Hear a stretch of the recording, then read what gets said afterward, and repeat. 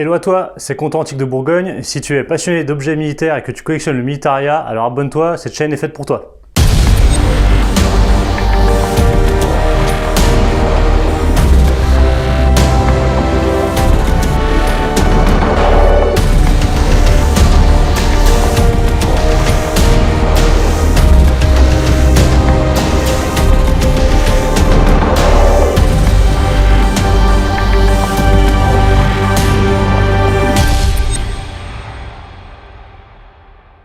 D'abord, je tiens à remercier Cognito pour ce tout nouveau jingle, merci à toi. Aujourd'hui, on fait une vidéo spéciale US, Seconde Guerre. On va parler des baïonnettes US, des casques M1 et parachutistes, des bidouilles qu'on rencontre sur le marché actuel. Et je vais vous présenter mes dernières trouvailles qui sont disponibles sur le site. Et on finira comme d'habitude par un conseil lecture.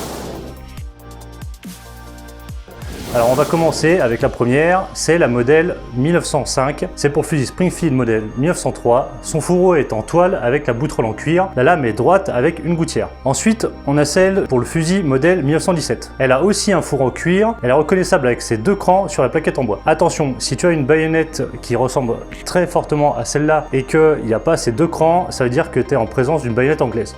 Après, nous avons les baïonnettes du fusil M1 Garand. Il y a trois modèles qui sont en premier la modèle 42. Elle a le même profil que la 1905, mais ses plaquettes sont en plastique noir et le fourreau est en plastique couleur vert olive. La modèle 1905 E1, c'est ni plus ni moins que la modèle 42 qui a été raccourcie. On la reconnaît en observant la gouttière qui va jusqu'à la pointe de la lame. Et pour finir, on a la modèle M1 qui est fabriquée à partir de mars 1943, qui est pareil que la modèle 1905 E1, mais où la gouttière s'arrête avant la pointe de la lame. Sur les fourreaux en plastique et sur les baïonnettes Garand, vous devez obligatoirement avoir au moins le marquage à la grenade qu'on appelle la Flaming Bomb. Si c'est pas le cas, c'est que votre baïonnette a sûrement été modifiée après-guerre. Maintenant, on va parler des casques US modèle M1 et du modèle Para. Il se compose de deux parties qui sont le casque lourd et le liner. Pour la bombe, deux fabricants existent, nous avons McCord et à partir de janvier 1943, on a Schulter. Pour faire la différence, c'est simple, McCord frappe un numéro sous la visière du casque qui est accompagné d'une lettre, et Schulter, nous avons aussi un numéro mais accompagné d'un S majuscule. La bombe présente sur son pourtour un jonc qui est fermé à l'avant. Une idée reçue qui trône dans le milieu de la collection US depuis toujours, c'est que si vous avez un casque US avec une fermeture à jonc arrière, c'est une production après-guerre. Alors c'est totalement faux, car la production des joncs vers l'arrière commence en novembre 44. Donc il est possible que le casque a été fourni dans l'année 45. Ensuite, on a les pontets. Ils sont fixes et à partir de novembre 43, ils deviennent mobiles. Les casques à jugulaire mobiles sont livrés à l'armée courant 1944. Et les reliques de terrain et les images d'archives poussent à croire que leur première utilisation en Europe a lieu vers juillet 1944, soit un mois après le débarquement. Pour les jugulaires, il y a deux couleurs, une kaki appelée Olive Drab 3 tirant vers le beige et l'Olive Drab 7 qui tire vers le vert. Pour la petite histoire, il y a bon nombre de casques qui ont reçu des jugulaires trop courtes et ce qui rendait le casque inutilisable. Pour les boucles, les premières sont en laiton et ensuite on passe vers une production en alliage ferreux. Ensuite, le sous-casque appelé aussi liner, il est en plastique injecté ou plus rarement en fibre ou en composite. On peut distinguer un œillet vers l'avant qui sert pour fixer un insigne. Pour les fabricants, on en compte une dizaine, mais la majorité sont fabriqués par Westinghouse et Firestone. Pour connaître le fabricant de votre liner, c'est simple, vous avez le logo qui est dans le fond de votre liner. Ensuite, on a les modifications pour les troupes parachutistes. Pour le casque lourd, nous avons un pontet en forme de demi-lune appelé aussi le modèle M2. Bon, c'est pas nécessaire de vous dire que c'est un casque qui est rarissime. Le problème, c'est que les pontets en demi-lune avaient tendance à casser, donc on les remplace en décembre 44 par des pontets articulés. Ensuite, nous avons une demi-jugulaire avec des pressions. Pour les liners, la modification majeure, c'est l'ajout d'une jugulaire en A inversée, finissant par une boucle. Autre modification du liner, il y a une pression rivetée de chaque côté de l'intérieur du casque de la bombe. Cette pression permet de fixer la jugulaire au casque lourd. Maintenant, je vais te donner quelques exemples de bidouilles qui sont actuellement sur le marché. Alors déjà, si ton casque ou liner est repeint en vert clair, c'est une modification de l'armée française après 1945. D'ailleurs, si la couleur s'éloigne trop de celle d'origine, c'est-à-dire du vert olive, et que t'as pas les marquages de fabricant sous la visière, c'est sûrement que tu es face à une production étrangère après-guerre. Après 1945, il y a eu un grand nombre de pays qui ont repris les profils du casque M1. Ensuite, sur les casques à pontet pas de fixe, regarde bien le point de soudure des pontets. Il doit être net. Ne pas avoir de gros pâtés de soudure et ne pas avoir été repeint. Sinon, ça veut sûrement dire que c'était un pâte mobile qu'on a trafiqué pour vendre en pâte fixe. Cette bidouille est surtout faite sur le casque M2, c'est-à-dire qu'on retire les anciens pontets et on met des demi-lunes. Sur les casques para, il y a en vente à l'heure actuelle sur les bourses aux armes US des kits de conversion parachutistes qui sont bien d'époque. Donc évidemment, on a des faussaires qui ont démonté des bons liners pour en faire passer pour des casques para. Heureusement, le démontage et le montage du kit est très difficile à faire et ça laisse des grosses traces sur les rivets qui tiennent les sangles. Donc méfiance si vous achetez un liner para aux États-Unis. Alors regarde aussi le jonc sur le pourtour de ton casque. Pendant une période, il y avait des faussaires qui démontaient le jonc entièrement pour le remettre vers l'avant. C'était assez facile à voir car le jonc était serti avec un outil qui était comme un ouvre-boîte. Donc il décollait la peinture et en plus il laissait des grosses marques sur le jonc. Pour les insignes sur les casques, c'est très difficile, il faut absolument prendre son temps. Il faut savoir que certaines insignes étaient faites au pochoir, donc respectaient certaines cotes, et d'autres étaient faites de manière plus grossière par le soldat lui-même. En tout cas, il y a quand même 2-3 trucs à savoir. Le premier, c'est le plus simple, c'est si l'insigne est posé sur la rouille, c'est un indice que l'insigne a été posé plus tardivement. Ensuite, il faut regarder de très près et regarde si tu vois des marques de sillon ou de micro-rayures circulaires. Souvent, les faussaires passent un coup de laine d'acier pour enlever les coulures, ce qui a pour conséquence de donner un aspect moins neuf à l'insigne, mais généralement ça rend les couleurs plus vives, donc ça se voit. Voilà, en tout cas, si le casque US c'est ton thème de collection, tu dois absolument, si c'est pas déjà fait, te fournir le livre sur le casque M1 de Régis Gillard et de Frédéric Blais. Ça permet de décortiquer ton casque et de le dater de A à Z. Maintenant, je vais te présenter mes dernières trouvailles.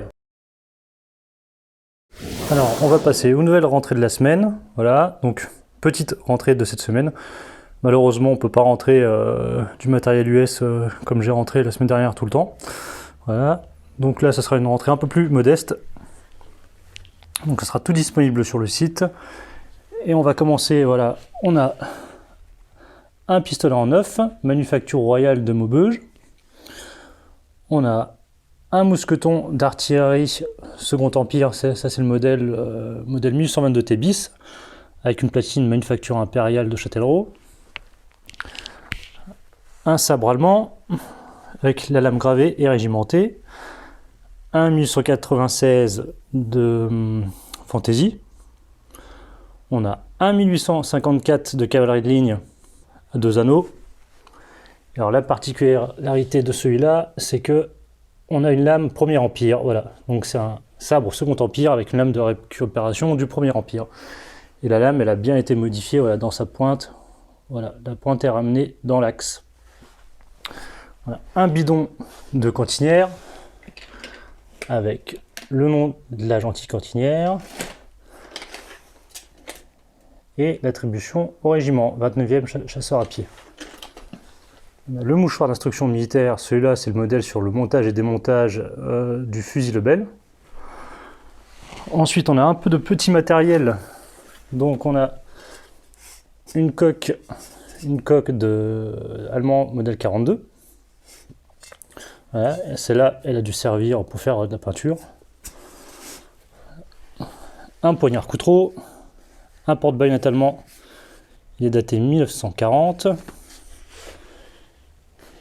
Une gamelle allemande fin de guerre, voilà, modèle, enfin ça c'est la modèle 31, mais ça, celle-là elle est sortie en 44 et celle-là elle est émaillée. Une cuillère médicale US, médical département US Army. Hop, une sangle US pour matériel et une Dragon 3e République. Voilà, donc les dernières rentrées de la semaine, et d'ici que la vidéo sorte, normalement tout sera disponible sur le site compteantiquedebourgogne.com. Et maintenant on va passer au conseil de lecture.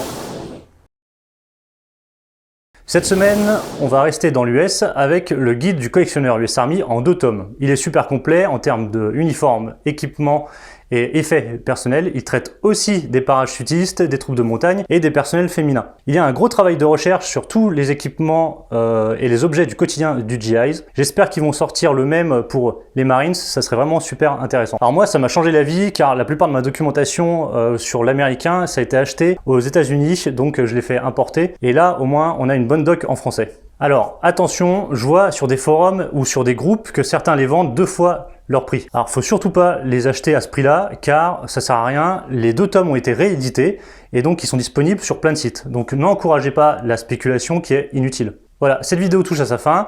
Si elle t'a plu, n'oublie pas de mettre un petit pouce bleu. Si tu as des sujets que tu aimerais voir traités, n'hésite pas à me les dire en commentaire. N'oublie pas à me suivre sur Instagram et Facebook. Si tu veux voir du Bomitariat, n'oublie pas d'aller sur mon site www.conteantiquedebourgogne.com et surtout abonne-toi.